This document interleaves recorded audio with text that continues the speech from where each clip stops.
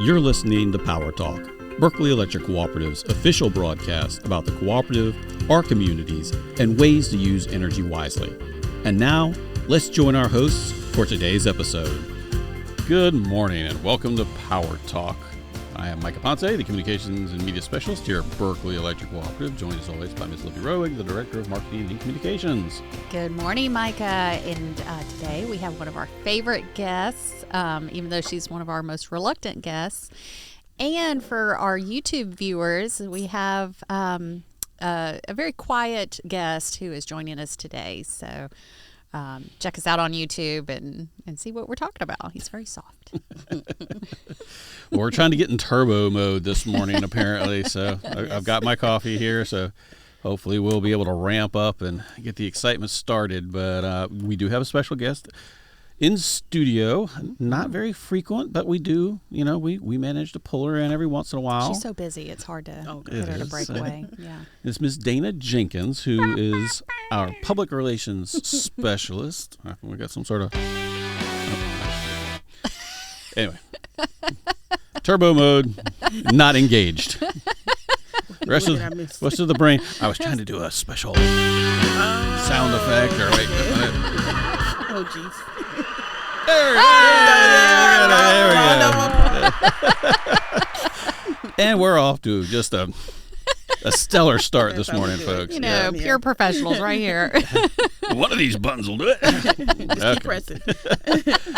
But as I said, Ms. Dana Jenkins is our public relations specialist, and she has been with us for a little while. But Dana, for those of you, the listeners out there who may not remember the last time you were on the show, a little bit of background, who you are, what you do for the co-op. Yes, well, yeah, it's me, Dana Jenkins. I'm here yet again. Thanks for having me back, guys. That means that I didn't do such a terrible time the last time, so they invited me back. Where's my wah, Although wah, wah? I forgot my mug, so we have I need my gong button. Have a little bottle of water here.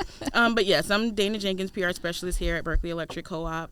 I've been with the co-op for about 8 years now. I started off in the member services at the contact center until Libby came and snatched me up one fine day. So I've been in the marketing department for about 4 years now, and in October it'll be 4 years. My primary role here at Berkeley Electric is I do school liaison work, meaning that I help to coordinate attendance, and I attend career fairs and get the guys with the bucket truck to go out to your truck events at elementary schools, and also help facilitate programs like Bright Ideas. Yes. And it's been the best 4 years of our lives. I'll say it again one more time. The best 4 years. Dana is just the coffee in our cup. Keeps us going. Nope, I'll take it. Well, Dana, it's March, which means you've been working for about 4 months, give or take, on this year's Bright Ideas grant cycle and planning its funding source, the Bright Ideas 5K. So, Dana, you're a proud product of Berkeley County Public Schools. You're a mom of 3, and your kids have been in public and private schools in Berkeley County. What does this program that touches so many classrooms mean to you personally? You know, it's obviously a labor of love, but what gets you out of bed in the morning when you think about Bright Ideas? Well, Bright Ideas is more than just a project on my calendar, and I have calendar stays pretty full. This program allows me to support education. Like you said, I have 3 kids. Education is very important in my household. So I just want to, I like that I'm able to give back of some sort. It's invested in teachers and students by being able to support and fund their creative classroom ideas. We're building relationships with the community and with the schools. And just letting them know that, Berkeley Electric is a true partner in education. Yeah.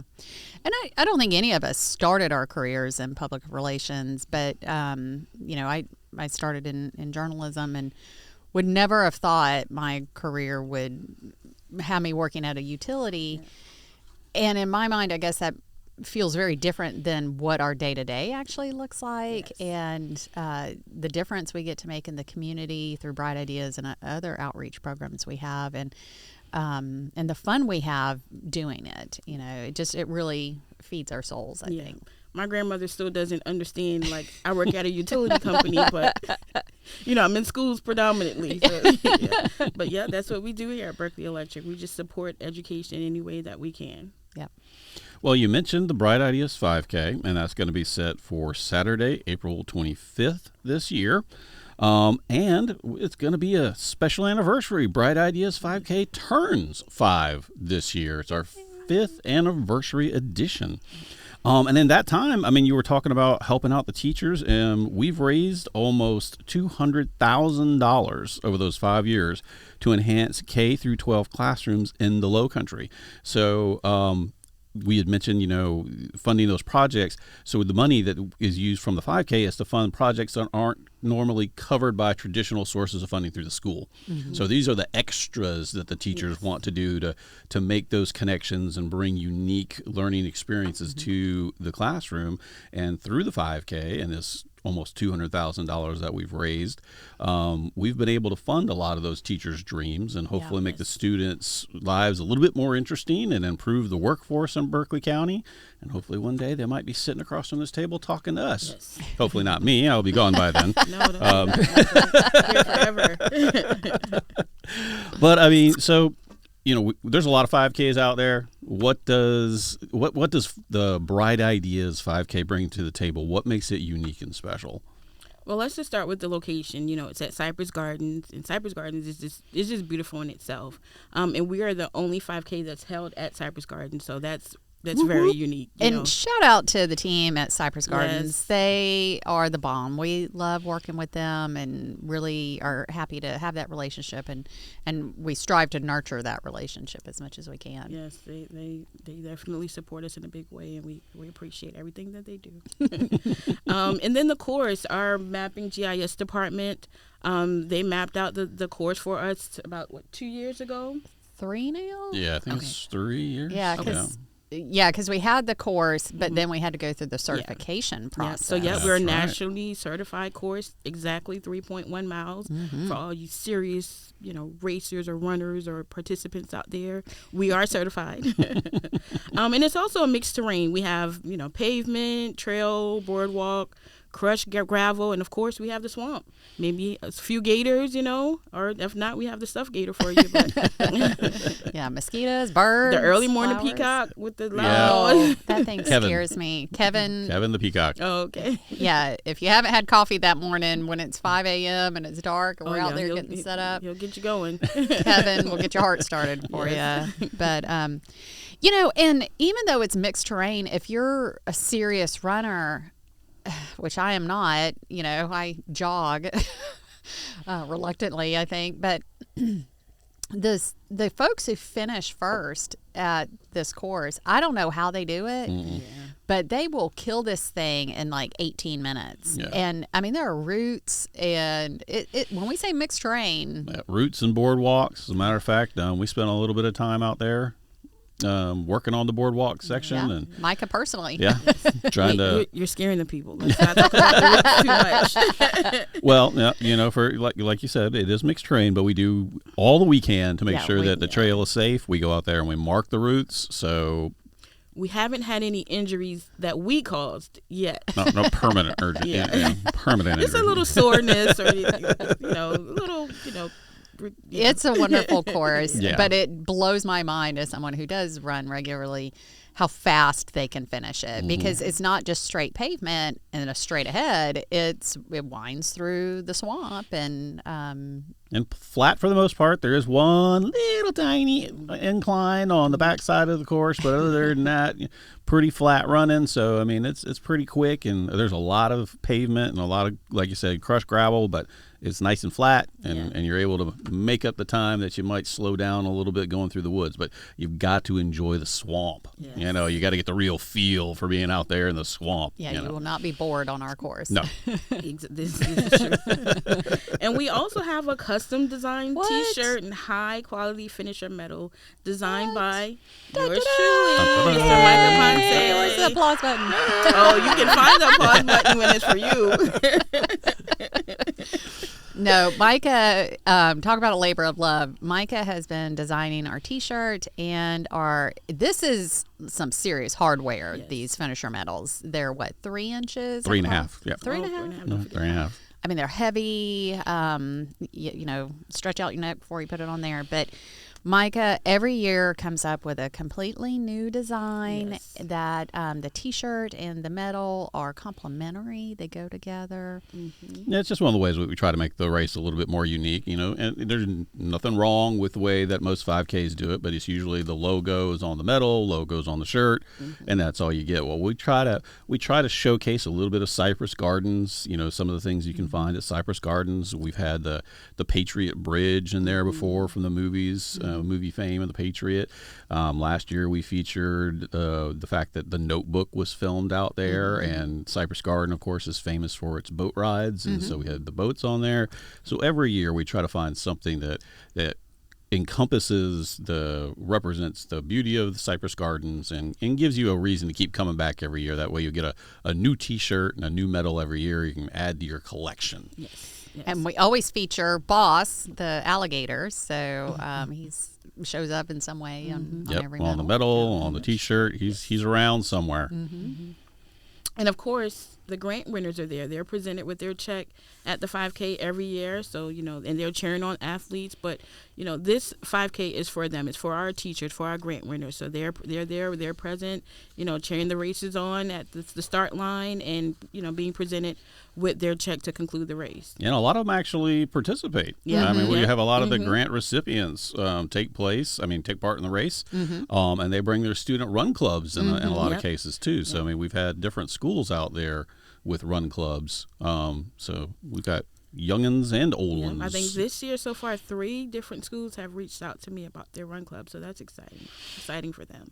And like Libby said, though, I mean, the course, you can run it or you can walk it or you can jog it, whatever pace is appropriate for you. Yeah. I will just sit there and take pictures and cheer you on because that is about the amount of effort that I want to put into it by the time that the race rolls around. We'll be running around the vendor village. Oh, yeah. We'll be there. And that is also another selling point of the Bright Ideas 5K. It is probably one of the more photographed races my goodness. We have lots of in the Low Country. Yeah. So, I mean, if you run that race, you are almost guaranteed to have at least 1 or 2 pictures of you somewhere somewhere along that course. We really sort of cover the course and make sure that we try to get pictures and show everybody the good time that's going on there. Yeah, and thanks for pointing that out, Micah. We've got 4 or 5 photographers working to shoot along the course in the race village when we hand out the grant awards. And we also have Get 'em Twisted. They usually come in the photo booth for you to have fun. Yeah, free photo booth. Yeah. And we have free food and snacks before the race and after the race. I tell you what, but why? We have something for everyone. I know. I mean, come on. Why haven't you signed up yet? Yeah, there you go. We definitely try to roll out the red carpet. You know, and part of that's just co-op culture. You know, we exist to serve our members, and we always try to go above and beyond, delivering safe, reliable, affordable energy. And that mantra focus carries on into the 5K and the grants. But Dana, none of this would be possible without our wonderful sponsors. Make all this magic happen. Tell us about our sponsors. Yeah, so the overhead for the race is covered by the entry fees. So all the money raised through sponsorships goes directly to our teachers. We have a few faithful sponsors. Home Telecom, April's my contact there. Thanks, our April. friends at Santee Cooper Credit Union, that's Antoine, Sarah, and Michelle. And Danielle Thomas with Allstate Insurance. So, they've been with us since the beginning. We also have some new sponsors this year, ECE Power, as well as Renewal by Anderson and Rudd Plumbing. And they'll be joining us on race day. So make sure you stop by those vendors to see what they have to offer, and what goodies they have for you. I know Renewal by Anderson, I believe they're a window restoration company. And Rudd, they're a plumbing HVAC company. So, yeah, make sure you stop by our sponsors. But, yes, our race sponsors get lots of marketing value for their support, including participating in our race vendor village on race day. Some of the companies aren't public-facing, So that creates opportunities for BEC to showcase our nonprofit partners at the vendor village. Some of the organizations that have been with us in the past is Habitat for Humanity of Berkeley County. They come to market their Women's Build event. Did you want to speak about the Women's Build a little bit? Or? Yeah, and we share with our partners the demographics of who's running the race, because the race website, when you sign up, it captures your age and your gender. So I volunteer with Berkeley County Habitat for Humanity, and a couple of years ago, they were trying to get some more volunteers for their Women Build event, and that's literally women go out and help build at the job site, whatever the project is needed that day. And I approach them and say, hey, most of our participants are female. This might be a really wonderful opportunity for you guys to let people know this is going on. They may want to volunteer for this or another way. So, we give a lot of money to different organizations and for causes in the community all year, but we more importantly are always looking for non-monetary ways to partner with organizations. And if you're a faithful listener of Power Talk, you've noticed probably about half of our shows are us just turning the microphone over to another great organization to help amplify what they're doing and get the word out about it. So we look at the vendor village at the 5K as another way to just share our platform and share, exposure to things. So whether it's Habitat or Trident United Way, our WIRE groups, Women Involved in Rural Electrification, they've come out to help. We have Mount Scorner Rotary one year. Yep. Yeah. So if you're a nonprofit partner out there in the Tri-County, give Dana a call. We have plenty of space, and we really want our vendor village to feel more like a festival, and give folks things to do before the race starts, and then they're allowed to stay at the gardens all day with their race entry, so they can hang out and enjoy, checking out some different booths while they're cooling down and before they head out to the other parts of the gardens. Yeah, and revisit your favorite part of the racetrack. But I'm talking about, non-public facing. Of course, we got to talk about our presenting sponsor, Cooperative Building Solutions. They have been a faithful partner for us since the beginning of the 5K. So a large part of this is due to their continued support.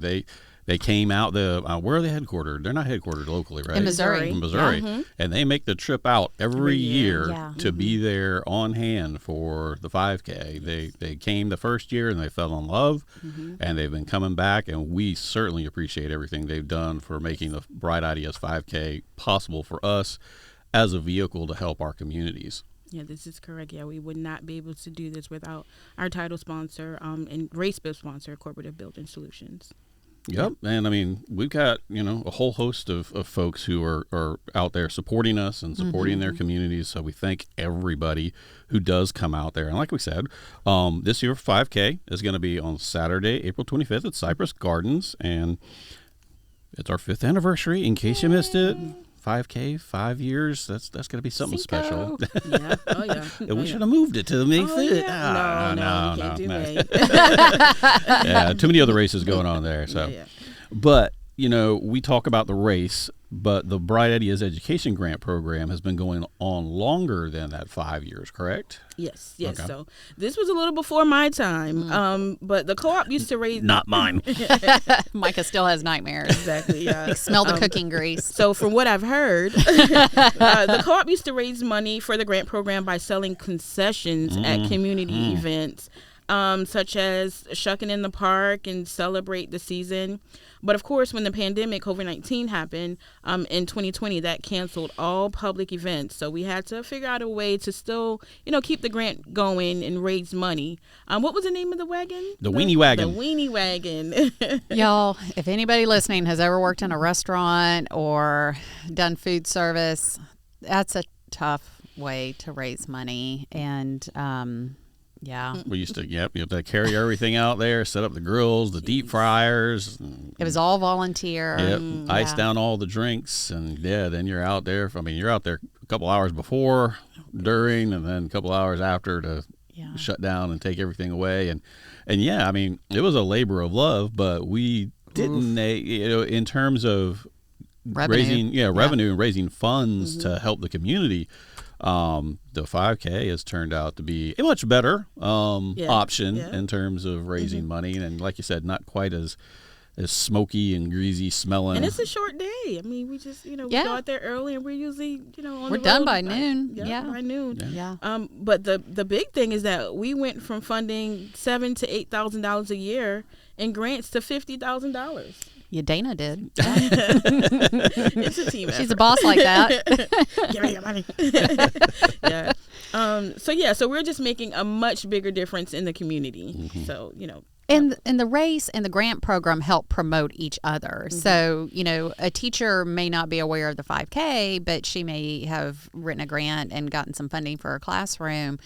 And then she hears about the 5K and vice versa. Somebody may have run the race, didn't know that it supported any cause, and then they get out there and they see all the teachers lined up to get their checks, and so one supports the other, and it's a very full circle thing for us.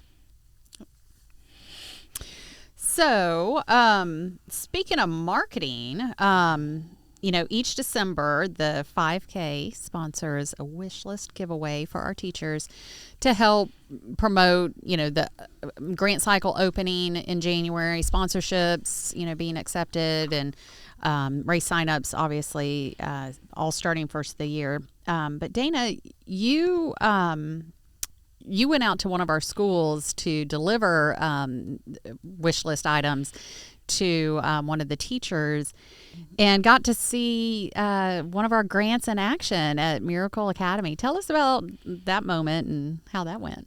Yes, so Miracle Academy Preparatory School, that's a small private school, small but mighty, let's say, private school in St. Stephen. One of the Amazon wish list winners, she was also part of a team for one of the Bright Ideas grants last year. So we went to take the items, and she said, hey, come and take a look at the garden that you guys in part helped, for us to make possible.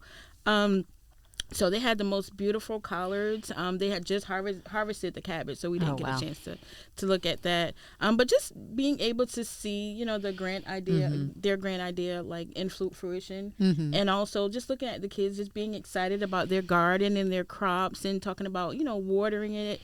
That's not anything that I don't think my kids ever talked about, or maybe would be into at this point. The weeding was always my least favorite. The insects. If there's a plant that you grow, there's an insect that wants to eat it. Oh yeah, definitely. Bugs. Bugs. Yeah, we're in the South. So they were actually preparing to have like a feast at lunch that following Monday. Oh my gosh. So they invited me and Peyton, but duty called, so we weren't able to make it. Wish I got a to-go plate or something, but this is just one of the things that why we do what we do. Yeah. Just being able to see the kids and their excitement and, their learning and, just enjoying the fruits of being able to enjoy the fruits of their labor as well. So. Literally. Well, and it's important too, because it teaches them, that they can be in charge of healthy eating and be a source of food for them, and vegetables. And vegetables. We know that we've worked with food pantries and Low Country Food Bank.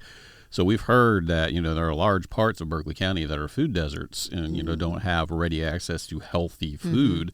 And so this is, putting those kids on the road to being able to control their own, not own destiny, but their own food destiny, what comes to their table. So, this is valuable lessons that goes beyond just puttering around in the garden while they're at, in the classroom. And I'm sure that there were at least one or two students that went home and said, we have to make a garden. Oh, yeah. Just motivating their parents, so. Because there is nothing better than garden fresh produce, tomatoes. Oh, man. It's a lot of work, but it just the stuff you buy in the store, I don't care if it says vine ripe or not, it does not taste like it's supposed to. And I think we get desensitized to that, farm fresh collards and farm fresh tomatoes that you grow yourself are just so incredible.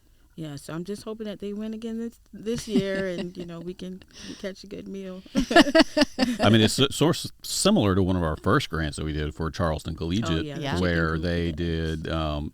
we call it the chicken coop, but it was a whole process. I mean, the kids had to research what are going to be the best type of chickens, which are the ones that are going to lay eggs, but also are not aggressive because, which ones are not mean. Exactly. And then they built the coop, and then they had the eggs, and then they had a garden where the chickens lived. So, I mean, it was a full cycle thing. And before you think all we do is farm stuff with our grants, it was, I believe, the Timberland Junior ROTC. Yeah, with the drones. Yeah. Yes. We helped keep their drones flying. They used them for parts and whatnot for their drone program. But they just cleaned house at a competition. At a U.S. Army competition for drone flying. They came on with just about every award that you could. Yeah. And let me tell you, moms and dads, if you're listening to this show, if you know a kid that's into drones, there are college programs now for this, and it's such a gift that these kiddos can get a taste of it and see if they like it in high school, and they can make a good living doing this stuff. I know it may seem like they're playing video games, but there are so many uses for private businesses, for government, drones of all shapes and sizes, unmanned systems is what they're also referred to. But this is such a boost for those kiddos. UAS, Unmanned Aerial Systems. Oh, yeah. But they also have ground unmanned systems. They're just little remote control. Oh, yeah. Whatevers. Of all sizes. Little cyber dogs and all kinds of crazy stuff. Yeah. But the grants, so I mean, it's not just for gardens. It's for technology, music. It's basically any discipline that the teachers are teaching in the classroom. Or educators in general. Dana, tell us about our friend at Westview Primary, the occupational therapist.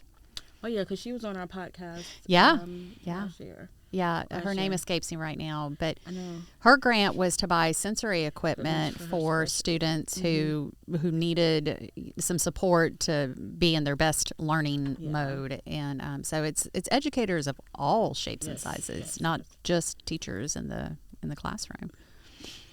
I mean, we've talked about a wide range of them. What, just real quickly, are there any others that pop out in your head as to like sort of some sort of standouts that you can remember from years past for the programs? Yeah, so last year there was a media center educator at Cane Bay Middle School, and actually she's going to be speaking to us at some capacity pretty soon. But they installed a book vending machine at a centralized location at the school. Oh, that's cool. Yeah, so I thought that was pretty good. It's kind of making books accessible to students in a fun way. Yeah, after hours. And it helps to foster the love of, hopefully the love of reading and supporting literacy skills. So, yeah, that was one of our grant winners from last year. And the washer dryer at Berkeley Middle. Oh, yep, that was I think the year prior. It was also another unique one. It's Charleston Charter School. It was a CTE teacher. So we don't service that school, but she's a member with us, so she qualifies because she's a member. She has a STEM food chemistry club. So the students, they have to kind of research the nutritional value of ingredients. Oh. And come up with recipes. Oh. And of course cook them. It's just kind of catering to different dietary needs of students. And it, my kids are not cooking at that age. It also promotes healthy eating habits. Yeah. So I thought that was, something pretty different. I'm sorry. I like eating, so that's why my things are about food. Well, I was about to say though too. I mean, if you know anything about co-ops, food culture, especially here at Berkeley, is big. So I mean, we like to eat during storms, during the week, during any meeting, breakfast, with lunch, each other. dinner. I mean, so I mean, it only makes sense that we have a lot of food-related grants that we like to sponsor. Yeah, they certainly stick out in our mind. But Dana, you mentioned qualifying for the grants. So it's teachers within our service territory, and that spans the Tri-County. We serve more than just Berkeley County, and as well as teachers who are our members. We serve their homes. How much can they get, and what schools are involved? Yeah, so we fund grants up to $1,500, and that's any schools that we service in our service area. But again, if you're a teacher or educator and you have service with Berkeley Electric, you're a member of Berkeley Electric, then you'll qualify as well. It's teachers in public and private K through 12 schools in Berkeley Electric Service area. And again, the Bright Ideas Education Grant supports innovative and effective classroom projects that's not covered by traditional funding. So grants are open now. You have about a month left, so please apply. Well, folks, we're about out of time, so I'm just going to real quickly, once again, the Bright Ideas 5K. You can go to berkeley-electric.coop for the Bright Ideas 5K to sign up for the race or to become a sponsor. And it is currently $40 to register. And make sure you sign up as soon as you can to be guaranteed a T-shirt for the race day. But until next time, this is Power Talk, the official broadcast of your local electric cooperative. And you can catch up on past episodes on streaming platforms like Spotify, Apple, and iHeartRadio, and get a behind-the-scenes look on Berkeley Electric's YouTube channel. So this is Power Talk, signing off.